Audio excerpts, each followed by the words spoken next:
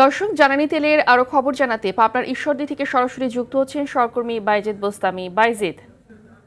Bayezid, pump থেকে তো চাহিদা অনুযায়ী পেট্রোল অকটেন সরবরাহ করতে পারছে না, তো সাধারণ মানুষের এক্ষেত্রে ভোগান্তি কেমন দেখছেন এবং কর্তৃপক্ষ কি বলছে জানাবেন।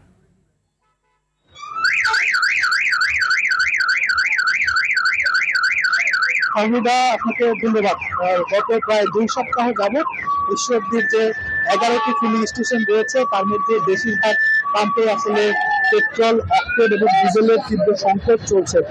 এ কারণে যারা পণ্যবাহী যানবাহন চালান তারা সমস্যায় পড়েছেন। পাশাপাশি কৃষি খাতে বিভিন্ন সেচ কাজ, পাশাপাশি এখন লিচুর মৌসুম চলছে। লিচুতে বিষ স্প্রে করতে হয়, কীটনাশক স্প্রে করতে হয়, সেই মেশিন চালাতে পারছেন না, কৃষকরা সমস্যায় পড়েছেন।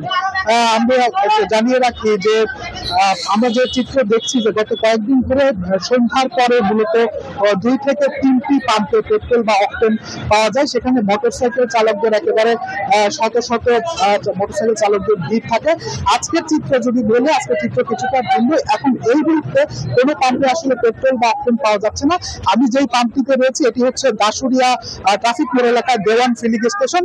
এখানে আমরা দেখছি যে ডিজেল বিক্রি করা হচ্ছে এবং আরো বেশ কয়েকটি পাম্প ঘুরে দেখেছি যে কয়েকটিতে ডিজেল বিক্রি করা হচ্ছে এবং এই ডিজেল নেওয়ার জন্য একেবারে মহাসড়কের পাশ দিয়ে অনেক প্রচন্ড ট্রাকের একেবারে মালামাল বোঝাই ট্রাক অপেক্ষা করছে। কর্তৃপক্ষ যেটি বলছেন যে আসলে বরাবরের মতো যে ডিপো থেকে একেবারে চাহিদার তুলনায় সরবরাহ কম পাচ্ছেন তেলের, এই কারণে তারা পর্যাপ্ত চাহিদা অনুযায়ী তেল দিতে পারছেন না।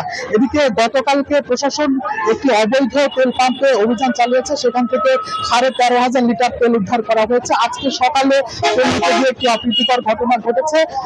মনসুর ফিলিং স্টেশন নামে একটি পাম্পে তেল নিতে গিয়ে সিরিয়াল না মানা এবং জার্কিনে তেল দেওয়ার সোজা আসলে এক যুবকের সঙ্গে বাক বিতণ্ডায় জড়ায় বেশ কয়েকজন।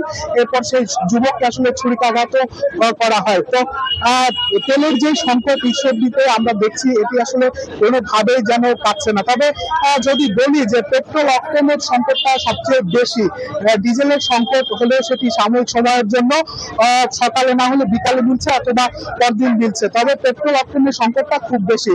তো ফাহমিদা, পাবনার ঈশ্বরদী থেকে জ্বালানি সংকটের সর্বশেষ পরিস্থিতি ছিল আমার কাছে এ পর্যন্তই। ধন্যবাদ আপনাকে।